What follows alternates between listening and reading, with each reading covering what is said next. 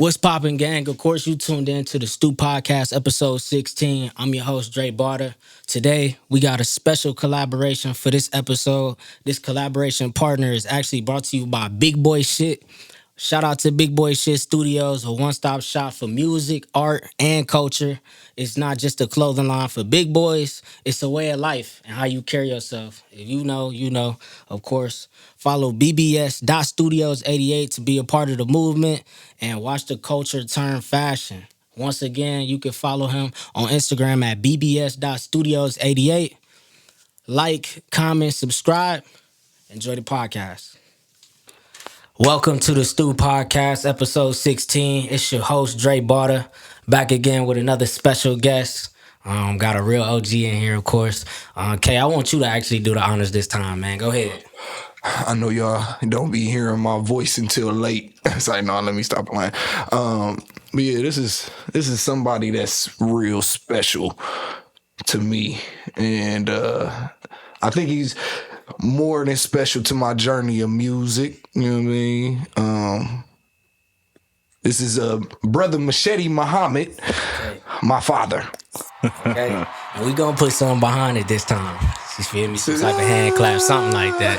We're gonna get it popping. We're gonna get something going. Okay, and so I'm gonna refer to you as Mouchettee. That's okay? Please. Okay, for sure, of course, Dre. So it's so nice to meet you, man. So nice to have you here at the Stu Podcast. Here at InHouse Studios, of course, where you can get your best quality recording. And usually with the Stu Podcast, since we in the studio, I always talk about something music related. Then we get on another subject, another background. We might go on separate tangents. We might go here, go there. I'm with you, nephew. Let's go. Yes, sir. So I would say, first and foremost, I know that you obviously had ties somewhere in music. And then I would want to know as well, do you also have music talents yourself as well? Coming up with my family, we've always been musically inclined. My father was a person who loved jazz. My dad was one you would hear him cranking out some Isley Brothers, from Isley Brothers to Thelonious Monk and everything in between. Okay. So and then my grandfather, Baptist preacher from Birmingham, Alabama, he could sing pretty well, and he would croon. So I inherited that, passed it on to Khaled and of course. Duty. Of course. Duty. Yeah, that's what he called me. Those who don't know, we call him Duty. I call him Duty Man. Okay. Yeah, it was. I never knew where did that nickname come from for me. Like, why did you start calling me that? Well, you used to. I don't know if you all know, but this boy used to escape out the house when he was a year and a half, 2 years old, and neighbors used to bring him back in his diaper. He'd be chasing. He'd get out the house and go after an ice cream truck, and then we go looking for him through the house. He's gone. And then the neighbor would bring him. He was down the street. And I used to tell his mom, we going to jail. That's on 7 Mile. Those on 7 Mile I just started calling him dude. Then it shortened up to Duty. Then I just called him the Duty Man with the Duty Plan. Yeah, it's crazy though. Like him and my mom just told me, like, her dad, they used to call him Duty Man. Okay. Yeah. But we didn't know that, though. He didn't know that. Yeah, no, that's crazy. Yeah, that was actually he looked just like her dad, but he never got an opportunity to meet her dad. But her dad was the type of man who literally was looking at all of his grandchildren, wondering which one looked like him. And he passed away before Duty was born.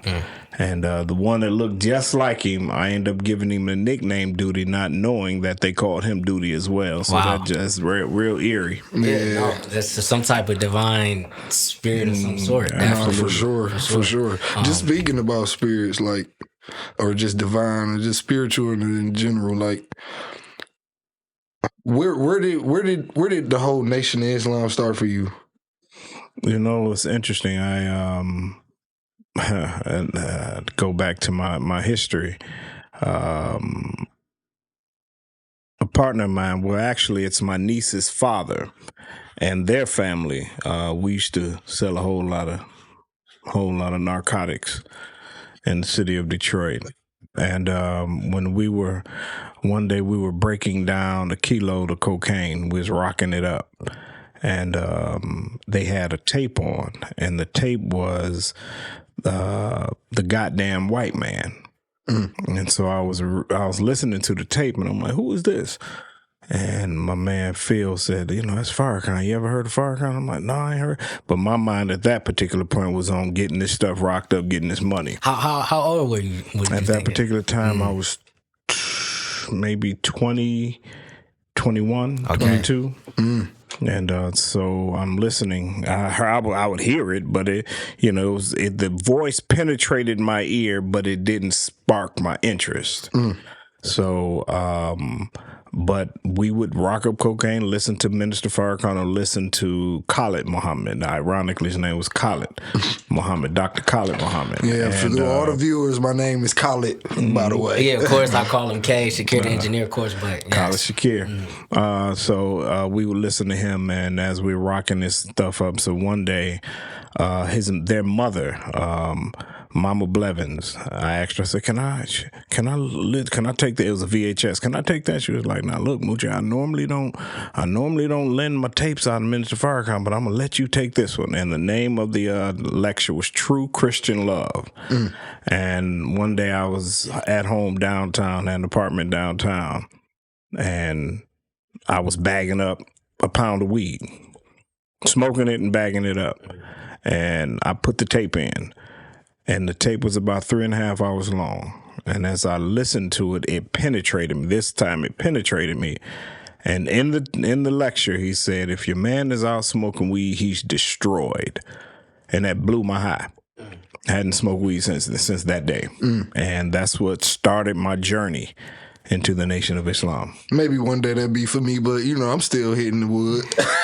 It's a different time, and also probably one day for me. You could probably attest to this too. Obviously, you haven't really been on that, but the weed is a lot stronger now than it's ever been. So, for sure. Yes. Now, you touched on something. Obviously, we just gonna deep dive into something because I've always been interested in it. So, I was born a Christian, right? I still have. I would say that I have Christian faith, but along my journey, I've seen things and I've experienced things that have put me into a questioning state. And oftentimes, people question, their faith, and I would say so. Since you started your journey into the Nation of Islam. And as that faith grew, would you say that Nation of Islam, is that a religion or is that a lifestyle? Or what would you categorize that as? Religion is not what you preach. Religion is what you practice. Okay. And you got to keep in mind when we say I'm a part of a religion, what you're really saying is that I practice a specific way of life that was passed down by one of the precepts or the main prophet of that particular faith. So if you say you're Christian, that means to be crystallized into oneness with God, following the example of Jesus Christ. If you say you're Muslim, that means one who submits his or her will to do the will of God. Islam means entire submission to the will of God. And if you say you're Jew, that means one who has crossed over from darkness into light or from death into life. Now, all of these three religions, Christianity, Judaism, and Islam, are a part of what they call the monotheistic faith. Monotheistic means the belief in one God. And most people would call them the Abrahamic faiths, or those faiths that are preceding from Abraham. Abraham is considered the father of all monotheistic religions. But when you take a look at the definition of each particular religion, and you look at the words of those who were the precepts of the faith, Muhammad, peace be upon him, Jesus, and Moses, or Musa, peace be upon all of them, you'll see that there's no difference in any one of them, because if Abraham is the father of all of those religions, then when did the separation come? Jesus said, if you are a Christian, that means that you are following his example. And in his words, he said, pick up not my cross, but pick up your cross and follow me. Then he also said, I am the light of the world. And then he said, I of myself can do nothing except what the Father wills. Whatever the Father commands me to speak, that shall I speak. Whatever he commands me to do, that shall I do. So if you look at just his words alone, all in him are made one, because he submitted his will to do the will of God. He said, don't pray to me, pray to the Father in my name. He said, our Father. Our is inclusive. Thou art in heaven, hallowed be not my name. He said, hallowed be thy name. Of course. My kingdom come. No, he said, thy kingdom come. My will be done. No, thy will be done. So if he's doing the will of the Father, submitting his will to do the will of God, then he's Muslim. But then he said, pick up not my cross, but pick up your cross and follow me. If you're following him, then that's Christian. And if he said, I'm the light of the world, you follow him, you come out of darkness into light, that's Judaism. So in him all are made one. You can't be Muslim and not believe in Jesus. Wow. I always said that. Powerful. I always say, people always used to tell me that, like, how you do you believe in God? Like, don't you believe in Allah? I just be like, do you know what that is in like English terms? Like, you know, it's not a different word. And then they be like, well, you don't believe in Jesus either. I'll be like, that means you don't know what you're talking about. You was just ignorant, you know. And I hated that growing up sometimes. Like, I used to always get questions, and I used to never could really fully answer them how I wanted to, because I didn't want to sound ignorant myself. Sure. You know, so like, he could tell you to this day, I stay calling him, just asking him questions just to make sure, like, all right, what I said was right. Sure. You know what I'm saying? Sure. And he it's certain points where he be like, you know, you got a little, you know, you need to sharpen your pen a little bit, you know, but just that itself, like hearing you have to believe in Jesus, that was something I always grew up and always got taunted about. Like, you don't believe what I believe in.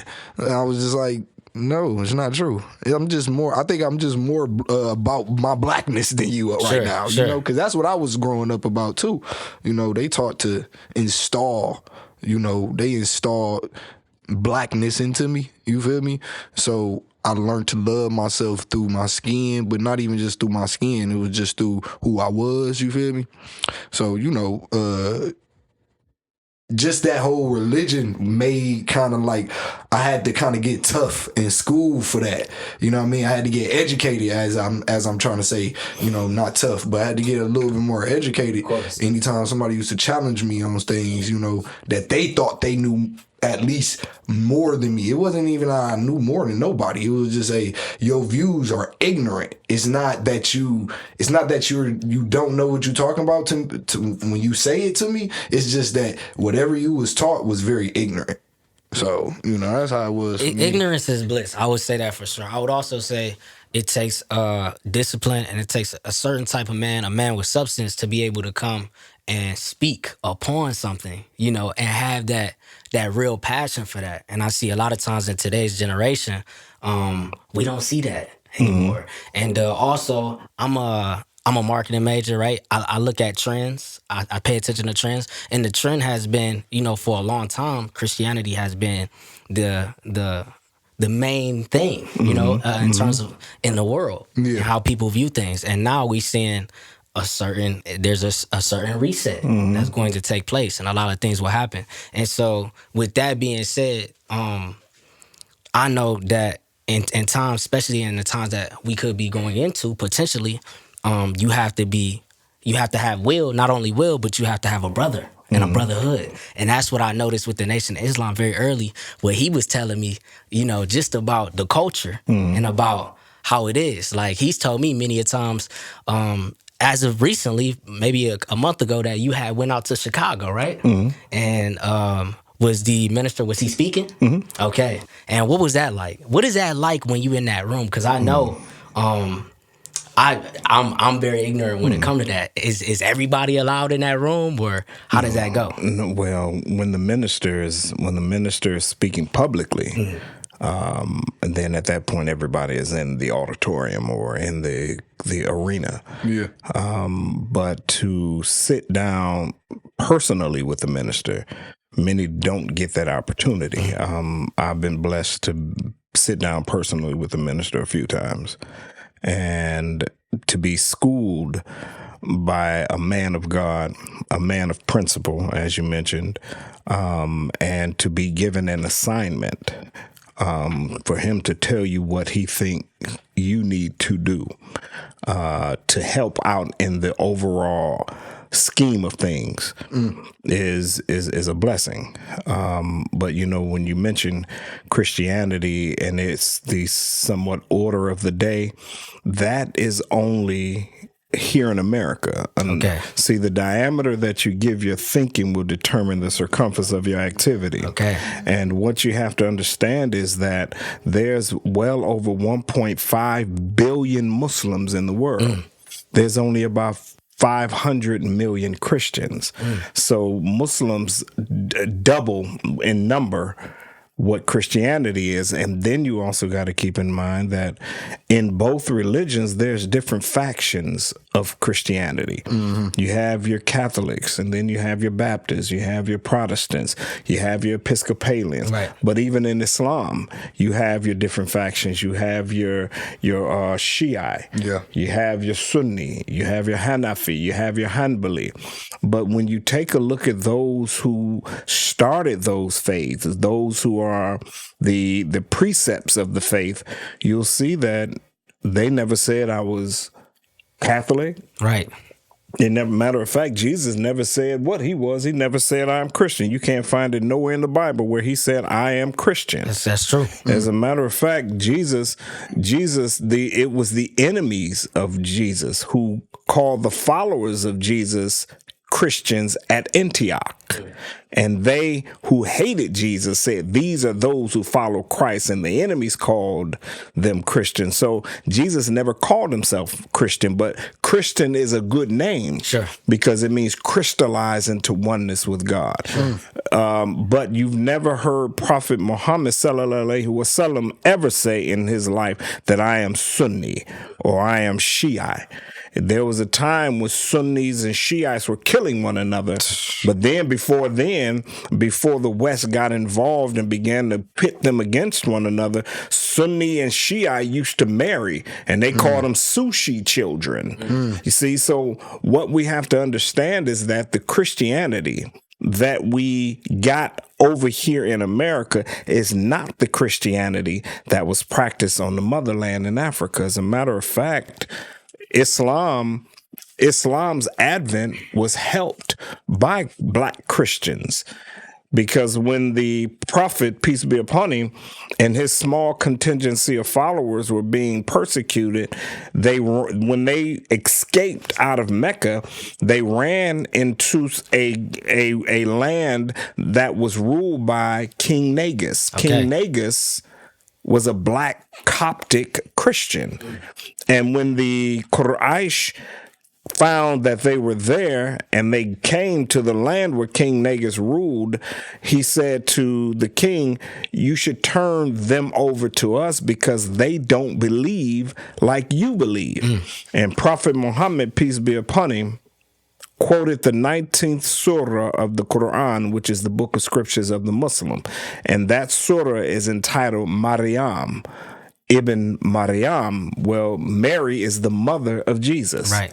And when he quoted that, the king Negus began to cry and weep. And he took his staff and he drew a line in the sand. And he said, their belief is like this fine line in the sand from ours, so they can stay among us as long as they want. So it was black Christians who helped the advent of Islam. So we've always had a relationship. Yeah, that's very interesting. And then you hit on another point. I'm big on, I wouldn't say that I'm a conspiracy theorist, but I will say that certain things stick out to me and I do my own research, right? And so I guess you could say the sector in which I was born was either a Baptist. I started off Baptist in the Christianity faith, and then ended up being non-denominational Christian. Throughout my process, though, I've had a hard time, even with my family background, knowing where I truly come from, right? A little bit of me I would consider Native American, right? But they weren't really Native Americans. They were, they were a part of this land, And then another part of me, I would think would come from Africa, and the whole theory of it is, a part of Christianity that was taught to the slaves is not the same Christianity. It's different. And i.e. the white Jesus, and how it's presented as if he was white. And that makes you confused. That's something he taught me. That's something that he taught me too. Like, you said it says he had hair like lamb's wool, feet like brass burned in an oven. That killed me every time. He was never. See, what we have to understand is that the picture that most people hang up in their homes and some even in their churches is a picture of Michelangelo's uncle. Because Michelangelo's uncle. Because they knew, in the matter of fact, if you go and you research the Pope in Rome, when he goes to pray to Mary, the mother of Jesus, in the basement, it's a black Messiah. A black Madonna. The Madonna is a black woman holding a black baby, and he kisses the feet of the black Madonna. So the real white Christians, they know that picture is not the actual picture of Jesus. That's the picture of Michelangelo's uncle. And they know that perceptions of things is powerful because the mind doesn't operate on what we think it operates on. The mind operates on pictures, visions, and dreams. And so whatever the mind conceives and the heart believes, then the hand begins to achieve. So if I can put a picture in your head and make you believe this picture, then you will, every time God's name come up, you'll picture a white man. And so to take a slave who were brought here and robbed them of their name, language, religion, culture, God, folkways, moreways, and norms, then replace all of that with their names, their language, their religion, their culture, their God. If you were on the plantation, and most of those who were brought over here were Muslim. Most of them were Muslim, but how did they divide us up? They would take some who spoke Yoruba, and some who spoke Nkunkulu, and some who spoke Nakampa. And when they spoke, they couldn't communicate. We looked alike, but we didn't speak the same language. You spoke Chinese, I spoke Russian. We couldn't, so we on the ship. Like locked together, chained together, but we can't communicate. Yeah. I mean, we probably try to say something. Look, we just language barrier. I'm a stab. That's what I'm saying. And you like, I don't know what you're saying. So this is one way how they divided us, and so, but we did understand one thing. And that was Assalamu alaikum, which means peace be unto you. And so so if they heard a Muslim in the bows of the ships say, Allahu Akbar, Allahu Akbar, they go, oh, we have to kill that one. Because Allahu Akbar is God is great. And you can't enslave a man who believes in Allah, who says that God is the greatest. Absolutely. And so they put those who couldn't speak the same language amongst one another, and then they took their religion and imposed it on you. But there's 64 hidden years of history that they never tell you about, because the first ship that we came on was a ship by the name of Jesus, captained by Sir John Hawkins, some say Hopkins. As a matter of fact, they named the hospital in Washington, D.C., John Hopkins Hospital. It's named after that man who was the captain of the first ship that brought us here in 1555. Wow. Now, if you do the research of 1555, everybody seemed to talk about 1619. And the number of the many years in between 1555 and 1619 is 64 years. And that's 64 years of hidden history of how they broke a noble black man and woman, mated them, bred them like animals, broke them and took them from noble kings and queens to niggas. And they took the babies from down in the South Pacific and left them over in if you remember, you have Haiti. Right. The people over in Haiti, if you ever noticed, they were the first to throw off white European dominance. They threw them off. Matter of fact, Haile Selassie, who threw off white European dominance. But they took the babies from down in Haiti and Central and South America and brought them to the shores of Louisiana and in Florida. And they started rearing the babies to become slaves, to pick cotton and sugar and so on and so forth. And hence, we weren't able to read. We weren't able to, so we would go down to the shores and we'll say, give us that good ship. We would sing that that song in the church. Send us that good ship, Jesus. That was the ship we was looking for. Wow. Yeah. And that's crazy. Look, here on the Stu podcast, y'all getting more information than y'all ever had in high school. Y'all, bro. I kid you not. I mean, I went to, Farmington Public Schools, Oakland County Schools, but you don't get this type of information. Nah. You know what I mean? Like when I went to, when they got me out to Farmington, like it was, when my mama moved me out there, it was literally a culture shock. Like I was always around, and not to be disrespectful, but ignorant black kids. You know what I'm saying? And there's nothing wrong with that because what you just heard. You know what I'm saying? Yeah. Like as y'all just heard, there's nothing wrong with us black people sometimes being ignorant, but we got to be open to be educated. You know what I'm saying? Especially on a lot of topics. But that diversity hit me. Like it was a culture shock. Like I was like, oh. He seen me with a white girl. He was like, "How long this gonna last?" You know what I'm saying? Like, and of course, it's everywhere out here. That's the thing, I'm like, hey, look, there's something new. You know what I mean? We gonna see how it go. But hey, I went right back to my little chocolates. You know what I'm saying? It's all good. Yeah, though, shout out to the black queens out there if you watching the Stu podcast. Nobody's had caught me up for a second. You know what I'm saying? They catch you here and there. If they ever caught you up. Oh man, me coming up, nephew, I was Rainbow Coalition. Rainbow Coalition. I would have said anything. Okay, so let's talk about your ties with Detroit. You always stayed in Detroit. I was born in Columbus, Ohio. Okay, Buckeye baby. Raised in the city of Detroit. I always say I'm a Buckeye. I'm a Buckeye baby raised in the Wolverine state. Okay. But Detroit, I know Detroit obviously much because we moved here maybe when I was 2. So obviously I know Detroit much more than I know Columbus, Ohio.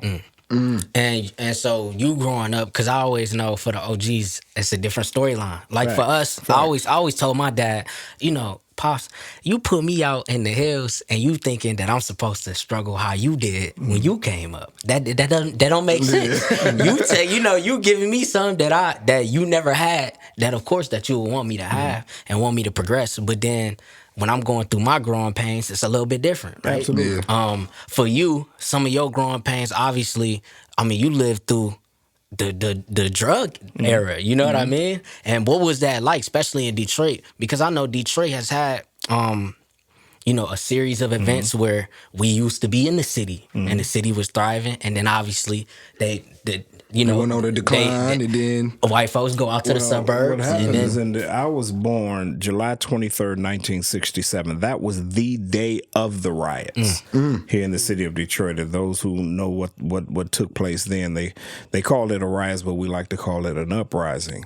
But coming up in my day, in the early 80s, you had a group, of course. Now, before this group became well known, Detroit used to have gangs. Okay. You all can ask your parents about them. But you had like the Shane Gang. You had Coneones. You had West Side Players. You had Nasty Flynn. You had Earl Flynn. But you had these gangs. But in the 80s, there was a crew of young men who started what was called YBI. Young Boys Incorporated. Okay. And these brothers, what it was, they understood, they got a little bit of knowledge about the laws. And what they did was get young guys, 13, 14, 15 years old, and they would put them out to sell bundles of dope. And the dope was made up of raw quinine and domes. And they would get, if these young boys would get caught, the only thing would happen was the police would take their dope, probably whoop on them a little bit, but they had to send them home because there was no laws to keep them. they would have to call their parents. So the Sylvester Seals and Raymond People and Kurt McGurk and all of them, and I grew up with these guys, and they understood that law, and they would give that dope to these. So that's where the term Young Boys Incorporated came from. Okay, makes sense. Yeah, makes sense.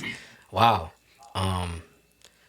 Okay, well, I want to actually talk and tie in the fact that obviously you have ties with different people in the music industry from Detroit. And how did you kind of get and build those relationships? I honestly, this is what's crazy is because I seen you in the video with man. What, Royce? Not with Royce. Which one? Man, who am I thinking about? J-Elect? J-Elect. Yeah, J-Elect. Which one? This is the one where you went to Africa, I believe. Oh yeah, I showed him that video. That was a spiritual ass video. Yeah, before I touch on the J-Elect, I do want to touch on just how you built your relationships. And where did that come from? Because so for instance, Royce. Right. How did you even come about meeting Royce? Well, Royce, he's been like a little brother to me for years. Okay. There was a point in hip hop where there was major beefs going on.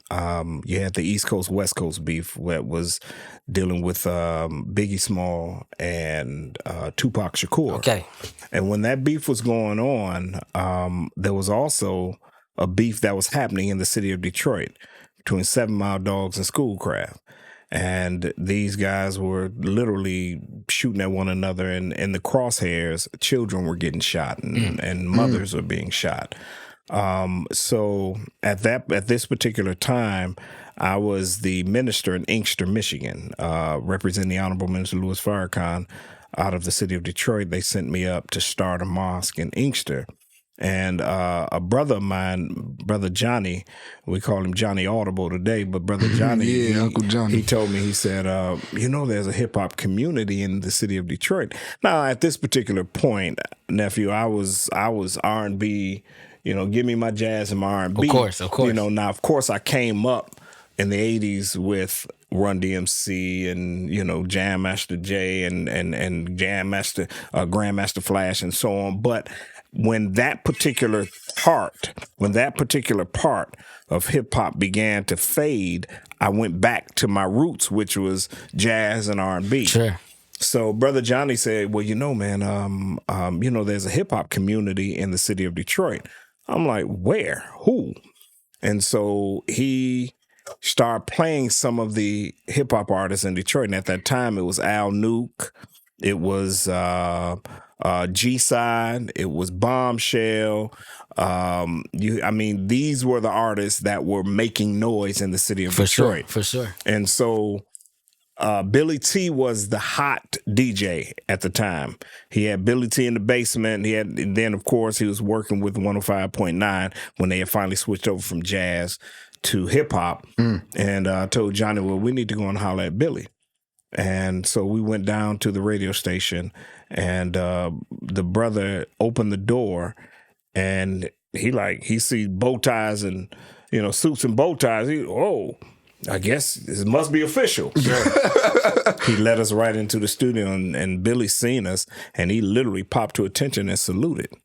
And we like, yes, sir. And we sat down. We told him what we intended on doing, which was uniting the hip hop community in the city of Detroit. And that's where it all began. At this particular point, Eminem hadn't really broke yet. Royce hadn't really broke yet. This was 96, 97. Eminem hadn't broke yet. I was only 2. So I had an opportunity, and then I got cool with M. Got cool with at that particular time it was Trick Trick. Okay. And then we did a hip hop summit, which was at this particular time the biggest hip hop summit Detroit had ever done. And I ended up getting cool with Jam Master Jay and Ice Cube. And we did a hip hop summit where we had Ice Cube, he called in, then me and Common Sense, that's my dog, Rashid, So we all sat and we did the hip hop summit. It was the biggest one at that particular time, and because it's like a fraternity, hip hop is just like if you play football, you know all the good players, and you go to different camps, or if you play basketball and you're good, you know. And in boxing, as my son may have told you, I boxed for a number of years. Man. You know, we all know one another, right? And so I got to know all of these guys in hip hop in the city of Detroit. And from there, the relationships grew. That's dope. So, starting from just you being a part of the music within that time, like, was there ever a time where you wanted to get into music, like, just because? As y'all just heard, he bust out a note. If nobody like peeped that, you know what I mean? I peeped it, but listen, you know what I'm saying? But like, listen, I just need niggas to hear that. You know what I mean? That's where I get it from. How many records do we have? I ain't gonna lie, you got enough. So you know I know that he get it from somewhere. You know what I mean? So I say like was there ever a time? My most talented child. Yeah, and I've always told him that. No, definitely. I think he has too much talent. To the point he don't know where to focus all of his energy because he got so much talent. And now I put all my talents into now I'm an engineer if anybody want to come out, and you know what I'm saying, that's where all my talents is at. Come and get your best recording at InHouse Studios. Of course, you know what I'm saying? Of course. But yeah, like, was there ever a time where you was just like, because I'm gonna keep it G with you, I grew up with one record with my pops singing, and it was the prayer song. And I always, every time I hopped in the whip with him, it was either after basketball practice, it was either after just school. I'd say it was early, like elementary. I'd say once I started to get older, I started to kind of like fade away from it. But like when I was elementary, I used to always tell him, let me hear that, let me hear it. So once I got to high school, I was like, where that record at? And then once I got out of high school, I asked him, let me get that record. You know what I'm saying? Right. Which is actually, I could find it now, but because Al got it for me and all that. So, but yeah, he got a tremendous voice. But did you ever just like, after that record, just doing the prayer song, did you ever just hop in the booth? You know, there's a major producer down in Atlanta, and he literally he's the major producer. He produced for what's my man them down in Atlanta? What's his name? You know the one who made the song Driving Around Town. What was his name of it? I can't remember that. I can't remember that name. But anyway, he's a major producer in Atlanta, and whenever he would get in the booth, he always, if somebody's in the studio, he makes sure they're on the record. That's just how he do. If you just hanging out in the studio, you gonna come on the record and say, hey, just so you can, he makes sure everybody is used. That's the kind of environment he wanted. And so he asked me to, man, you gotta sing on this song. And we made it, he rapping, and his name is Brother Brian X. And he put the album out, and I end up singing in the booth on the record. So that's one of the ones. And of course, Al Nuke, he got me on a couple of records. Okay, but I don't promote him. I do it and then go silent. And don't. Who was that? They have to ask who was that singing, because at the end of the my mama, it was something crazy. My OG, she used to tell me, like, she used to be like the one to be always like, hey, you got talent. Let's do this. Right. Let's do that. Right. Let's do this. Let's do that. You know what I'm saying? So like, I say like, that's something that I took, that I kind of, growing up, I was just like, I got to use something at some point. You know what I mean? Because that was something that she was doing to me too. You feel me? So like, I was in the same realm as him. Like, hey, you know what I mean? Like, hey, it is what it is. But that singing, man, come on, bro. I wanted to be the next Justin Bieber. The black Justin Bieber, don't get it twisted. But those days kind of went away, you know what I'm saying? And I fell back into the background. And now it's just like the background ain't much as background no more, because the engineer nowadays is like starting to get notoriety on the different side, you know? Like, because it's like the social media area, we starting to get our own little name. And it's like lately somebody was just like, yo, you should get an engineering tag. I was like, no. But it's funny because I used to do that when I first started, and I wanted my work to be recognized. Sure. But now I'm not. Now I'm at a point where I'm just like, it don't matter. You know what I'm saying? I don't care. I don't really care. You know what I'm saying? Because y'all gonna hear it. Y'all gonna know a record is done by me. Y'all gonna know exactly how a record gonna sound because it's done by me.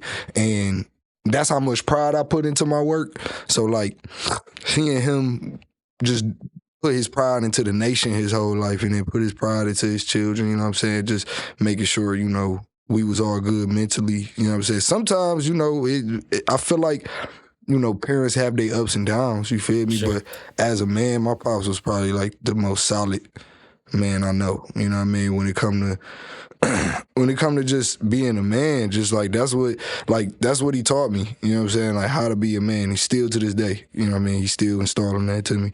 And that's one thing parents, as for our viewers, never gonna stop doing. They never gonna stop teaching you how to be what they want it to be too. You know what I'm saying? Well, you never can stop parenting.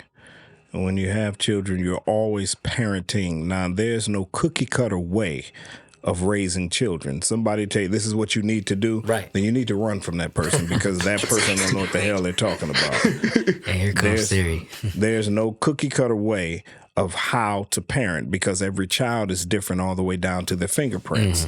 No two children have the exact same fingerprints. So how is it that you're going to expect to apply this way of parenting to that child and that's a different child? No, there's some generalities, sure, which is clothing, sheltering, feeding. Those are general things. Right. But then there are certain ways that child thinks that sometimes as a parent, you gotta observe more than you lead. Sure. You got to fall back and allow the child to bump his head every now and then remember, a mistake is an unintentional departure from the right way of doing things. It's okay to make mistakes. Error is what we can't make because an error is an intentional departure from the right way of doing things because you didn't learn from the mistake. So we have to allow the child to make new mistakes. Now, if you see the child doing something that you used to do and it came out negative, then you don't allow the child to make the same mistakes you made. That's an error on your. It may be a mistake for the child, but it's your error because you could have corrected that before it got there. It's okay to learn from other people's mistakes. But if the child is doing something that neither you nor that child has done, then you got to allow that child to try to spread its wings. And if it's something that is not good and nothing good comes of it, then you just got to simply be a support system for when the child falls. I caught you. I got you. Now we both going to learn from this, son. Don't worry about it. We both going to learn from it. Yeah. I also think that's very interesting because I could talk about me and my dad's dynamic. You know, my dad has always took the riot act, the more stricter approach. Hey, when you turn 18, you're going to start paying bills. When you do this, you're going to do it this way, this way, this way. And what I've always said as I bumped heads with my father was I never understood what it was like until I got to the point where I was an adult. And all these things that was like troubling me as a kid, these simple things, those were things that I was taught that I needed to be taught to get to the level I'm at. I can see the aspect of letting the bird fly out of the nest and seeing whether or not he's gonna fly or whether or not he falls. You know how an eagle teaches its seedling to fly? Because eagles actually, they create their nests in the higher parts of the mountains. Yes, I do know that. But what they do, when it's time for that bird to leave the nest, when the mother of that bird says, okay, this is it, you got to go, it takes that seedling up a mile high and drops the bird. And then if the bird doesn't fly, it swoops down, takes it back up to that same height, drops the bird. If it doesn't fly then, it swoops down, grab it, takes it up high, drops it, and flies off. You either fly or die. And then when it flies off, it flies to the nest and destroys the nest. Forces the child or forces the seedling to grow up. Now, I'm not saying we want to take our children up and drop them, especially in a world that is juxtaposed, particularly to the black male. You know, the thing that most of our young men don't get is 3 words from their father, which is "I love you." Sure. And we don't realize that just them 3 words could build up the confidence in the child. But because we've been raped and robbed and ravaged in this country so much so that we don't know what love is.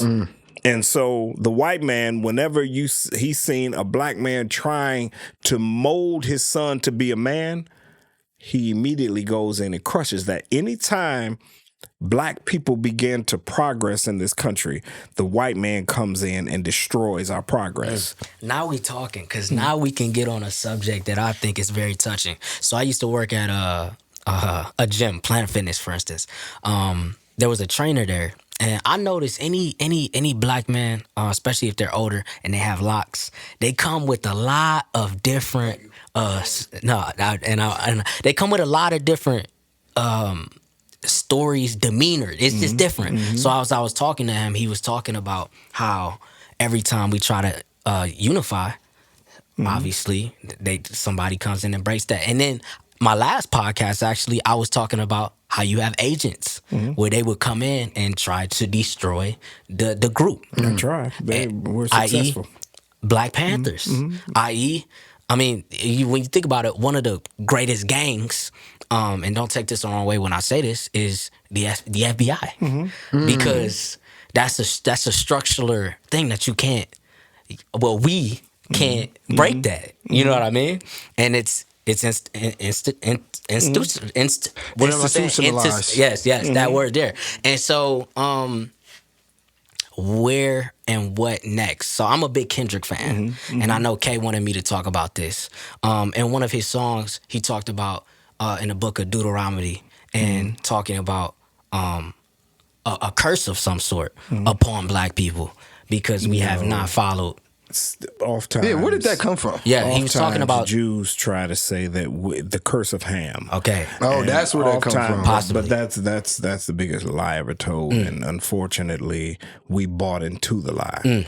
Just like they gave us the name Negro, which actually comes from the word necro. Necro means dead. And you ever heard of a necrophiliac? That's a person who loves to have sex with dead bodies. Or you have what they call a necropolis. Ew. That's a city of the dead. That's nasty. And so you have necro, which comes out of where Negro comes from. Because when the language go from Latin into Spanish, Spanish into English, the K in Latin drops to a C in Spanish, and the C in Spanish drop to a G in English. So what they're calling us is dead people. We're dead people. And even when you take a look at the Constitution, they wrote us as 3/5 of a human being in the Constitution. The FBI, you're right, is a gang, but it's a gang that was set up to destroy anything that interferes with international affairs. Okay. Now, and when as soon as you said FBI, I remember a headline in the Detroit News where it says the FBI gets involved with the YBI. That was the black young gangs or dope dealers in the city of Detroit. But when you look at what has happened to us, and you look at any time black people start making moves and start doing something for themselves, then white folks come in and destroy it. Hence, you had Tulsa, Oklahoma. And in Tulsa, Oklahoma, they called it the Black Wall Street. Yes. Because black people were thriving. And they would always use, and this is one of the main ones that they use, they always use the white woman as a reason to go in and destroy black progress. So they said a black guy whistled at a white woman. Same thing that happened to our little brother Emmett Till, but this is what happened in Black Wall Street. And they came and they dropped bombs and they killed people wholesale in the streets. We had our own Black Wall Street here in the city of Detroit called Paradise Valley. And had a whole album about it. And in Paradise Valley, there was a place down there that we call Black Bottom. This is where all of your jazz musicians, your Thelonious Monks, your Charlie Parkers, your Ella Fitzgeralds, and so on and so forth, because we couldn't go downtown to the white hotels, we had our own hotels. We had our own bus lines. We had our own bars. But ironically, a lot of white folks would still come down to party with us because, it's just something about the seasoning of the black man. And we didn't care they was down there probably. Yeah, come on down, because we understood that we have a good time when we have a good time. Of course. And so, but everywhere that black people progressed, they use gentrification or they use building roads to destroy what it is that we built. They ran 375 through Black Bottom and Paradise Valley. And people don't know, but the park in New York, that was a black settlement where black people were actually thriving. And so Central Park is a big, huge graveyard of black people up under the soil. There's black bodies. We can talk about what happened in Chicago. People don't know Chicago was started by a black man. It was founded and began and started by a black man. That's why I got to be that black then. So everywhere, we can go to every major city and we can find that they've ran roads through black progress. So what does that do to the mentality and the psyche of a young black man? What does that do whenever a black man stands up? He's either mocked, ridiculed, scorned, or just out and outright killed. What does that do to the black boy when he gets surrounded? Let me show you how it still affects black people to this day. A white woman can come in here, or a white man can walk in here. If you're not rooted in the knowledge of yourself, you'll do what they call code switch. Facts. And you'll find that you start trying to talk different because the white man is in the room. Sure. If this subject was on the floor and we're talking about it right now amongst one another and we're comfortable, a white person come in, and if you're not comfortable in your own skin, you try to change the subject or you try to soften the tone. So most people will say, no, I just want to make them feel comfortable. That shows you that the diameter that you give your thinking determines the circumference of your activity. But the one who controls the diameter of your thinking also in turn controls the circumference of your activity. So we have to put in our children a knowledge of self. Most of the time, if you ask our children, what is the name of their great-great-great-grandfather? And most couldn't tell you.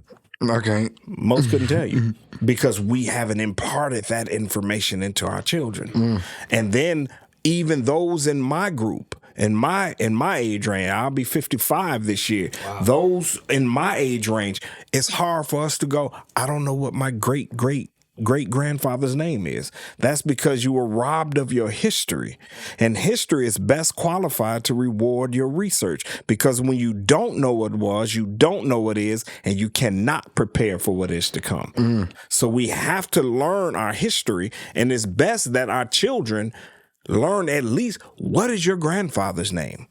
Some of us don't even know what our grandfather's name is, or our grandmother's, or where did we come from.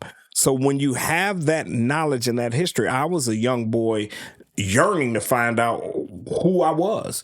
So I had my mother send me, I'm in Detroit streets heavy, and I met my grandfather and I was 16 years old. First time I met my grandfather. 16. Wow. And then when I met him, I fell in love with him instantly. And my mother said, you want to go down and stay with him? I was like, that was already a thought because I was in beefs in Detroit and we were shooting at each other in the whole nine. I'm like, I want to go down there and stay with my granddaddy. So I left Detroit and I had a bunch of weed in my suitcase and hopped on the Greyhound bus. This is, before we could travel on the bus with dope and all that crazy stuff. And I took a bunch of weed in my suitcase, and my grandfather picked me up from the bus station and took me home. And I stayed with my grandfather, and my grandfather's a Baptist preacher. Wow. In Birmingham, Alabama. And he would call me Dad. I called him Kid. And he'd say, Dad, you got to get your head dipped in the water. And I was like, man, I don't give a shit about that. But, you got to get your head dipped in the water. And we would go to church. We would go to church 2 and 3 times a week. And I would watch him do sermons or open up and, say things. But what affected me was one day my grandfather was praying and he was praying and he was knelt in front of the first pew of the church. And he started praying real hard for me. And I'm sitting everybody head bent, I'm looking around. Everybody head bowed, and I'm just looking around. I don't know what's going on. These people tripping. And But when I looked at my grandfather and he raised his head up, it was just a face full of tears. And it hit me in the chest like, ooh, damn, I got to get this shit together. I got to get this together because, you know, he's sincere about praying for me. Right.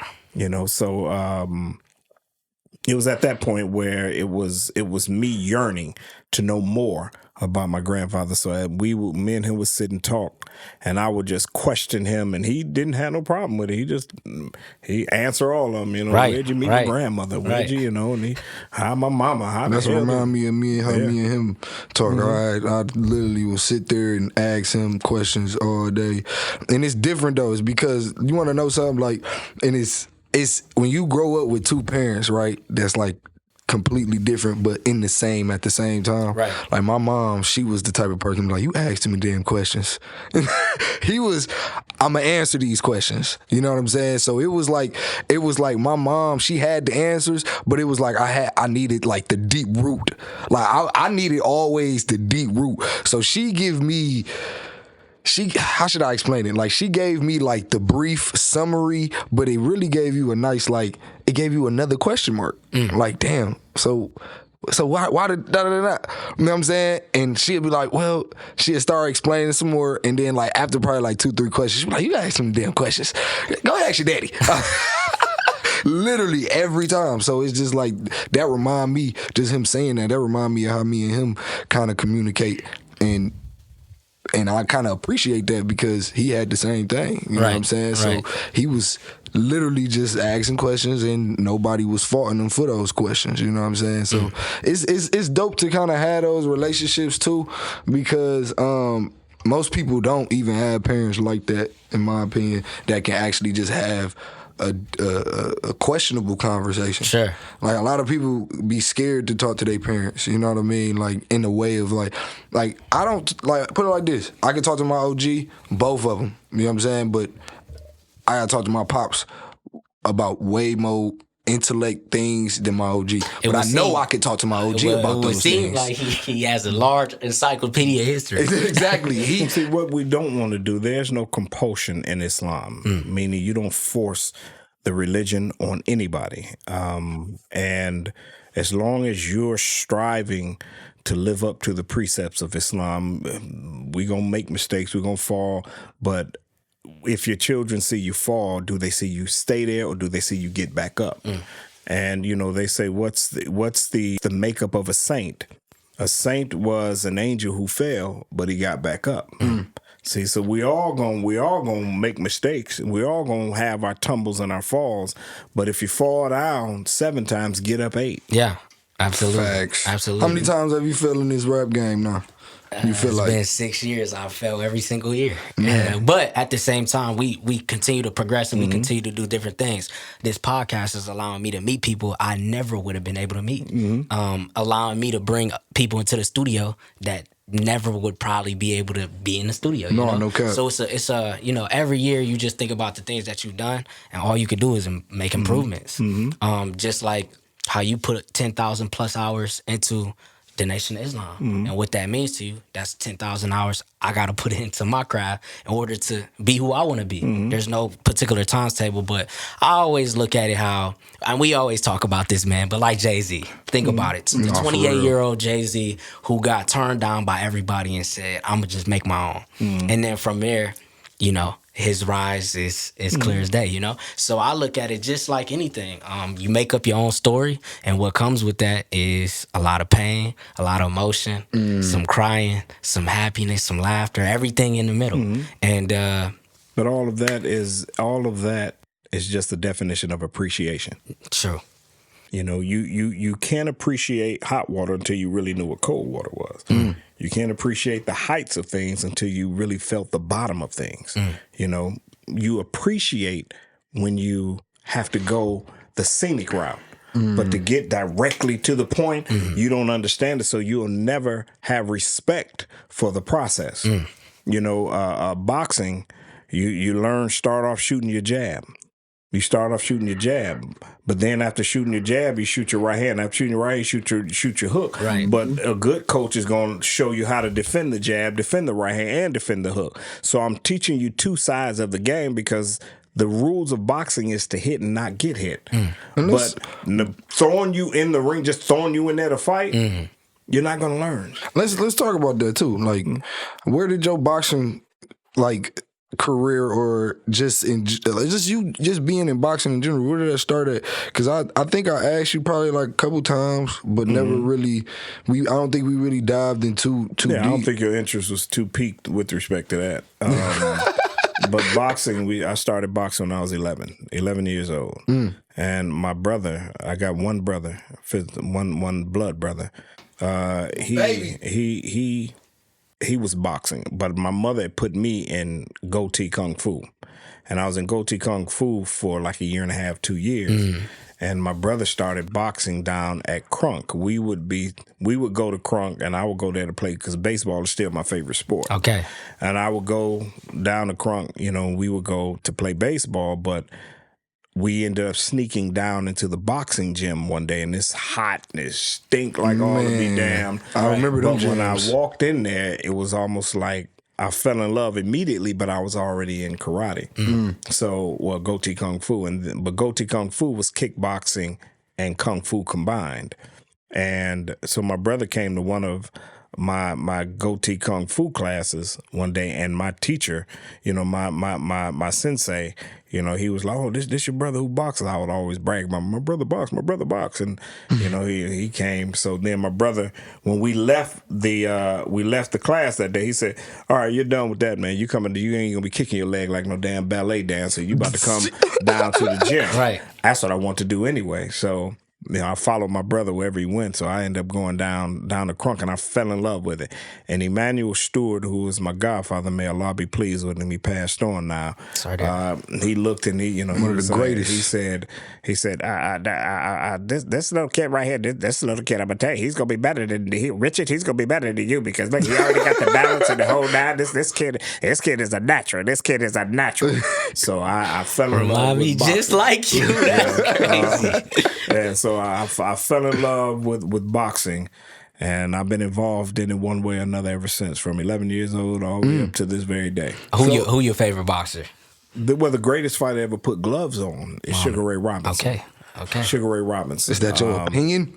No, that's a fact. That's a fact. You talk to any boxing enthusiast and boxing historian, they'll tell you Sugar Ray Robinson is the greatest fighter ever put gloves on. So what would you say for people that put Muhammad? What is Ali?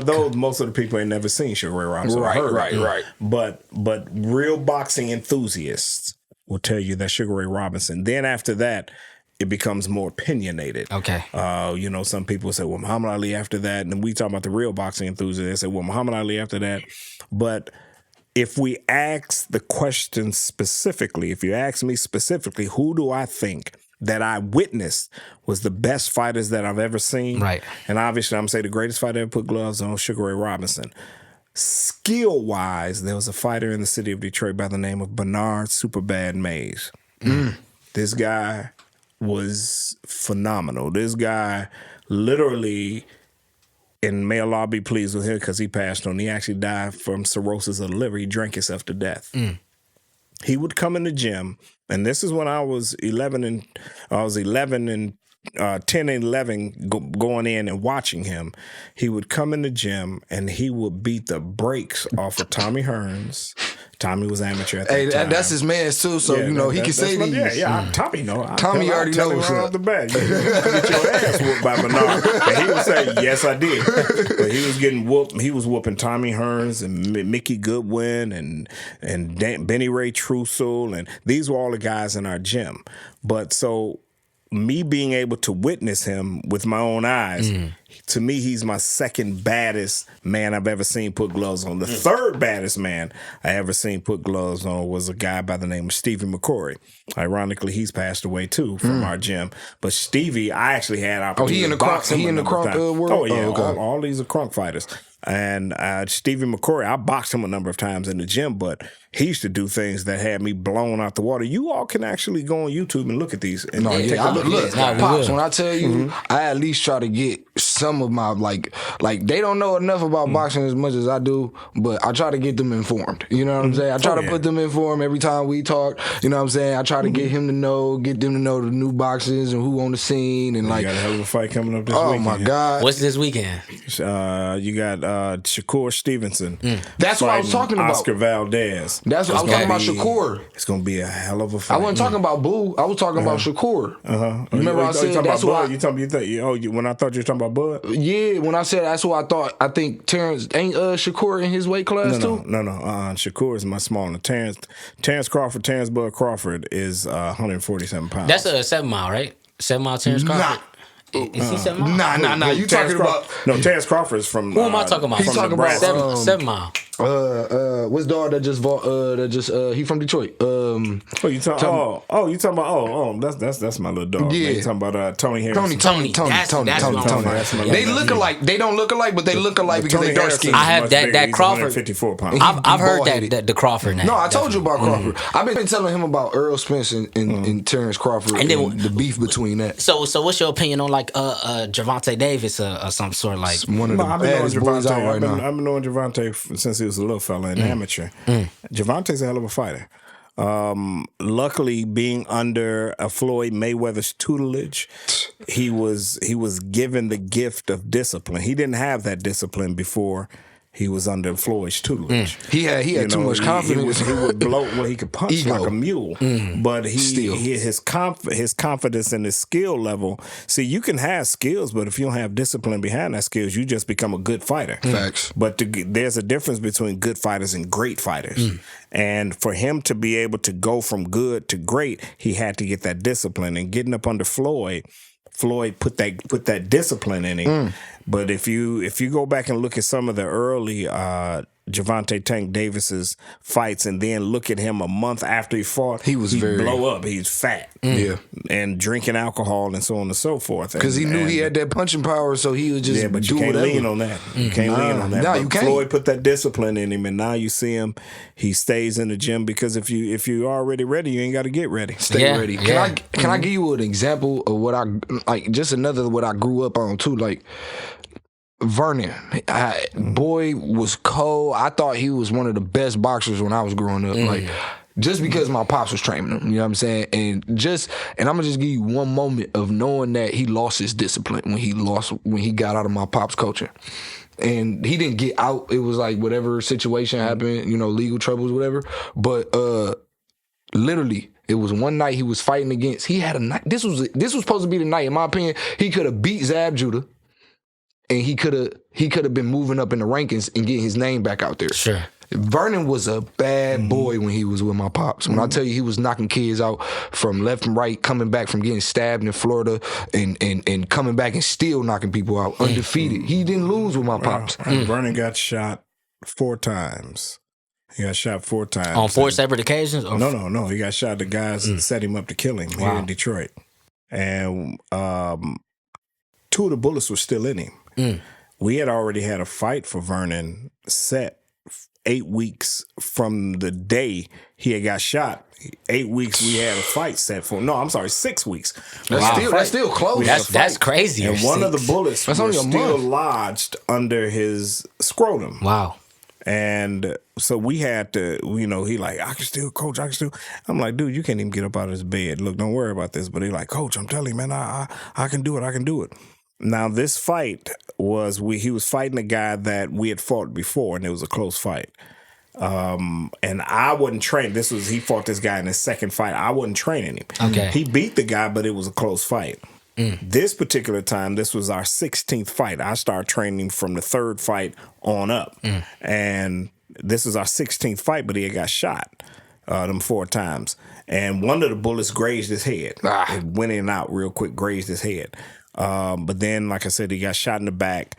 One of them was lodged close to his spine, and one was still under his scrotum. So I put together a scientific training method to get him strong so that the muscles can get tight around the bullet. And we end up finagling some medical papers. But I told him what we would need to do. Yeah, we had to finagle some medical papers to get him cleared. And I told him what he needed to do to beat this guy. I seen where the guy's weaknesses were.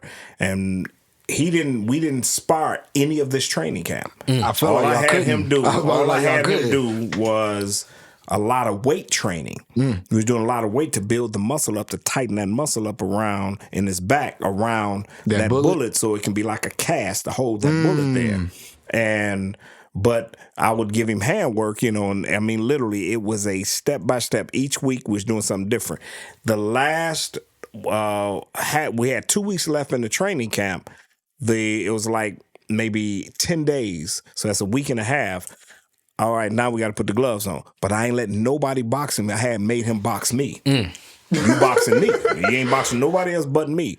Because I knew where to touch him. Right. So I boom, hit him. How'd that feel? But he, okay, all right, let's get it. We ended up, we fought the guy. It's on TV. We fought the guy. You probably can find it on YouTube. Definitely. We fought the guy, and the main thing that we worked on was him sliding over to the left, catching the guy with a left hook. And this one particular round, he was right above our corner, and I seen exactly what, and I seen, slide. And he did it. Boom. Caught my man that looked like he broke his neck. Told you, but then it was interesting. Right after the fight, he bent over and locked up and couldn't get up. So I took the robe, and threw it over him and moved him, because we fought in a hotel in that ballroom, but we had a room. And we didn't have to go up in the elevator. We can go out and around, boom, to our room. I got him out of there real quick. Got him in the room. They would have saw that. They'd have been like, "Wait a minute!" They'd have been too many questions. Too many questions.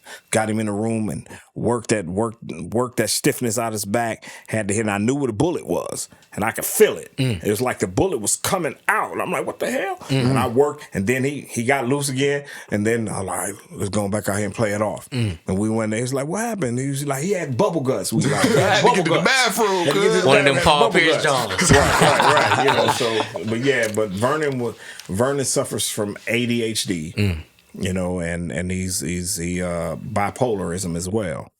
And he was actually on medication for that. But I talked to him not long ago. But again, Detroit got a bunch of fighters, man, that are in the dirt, unfortunately. Yeah, man. And we got a bunch of and fighters. And it sucks because like that Zab Judah fight, I remember, bro, like he was pissed that night.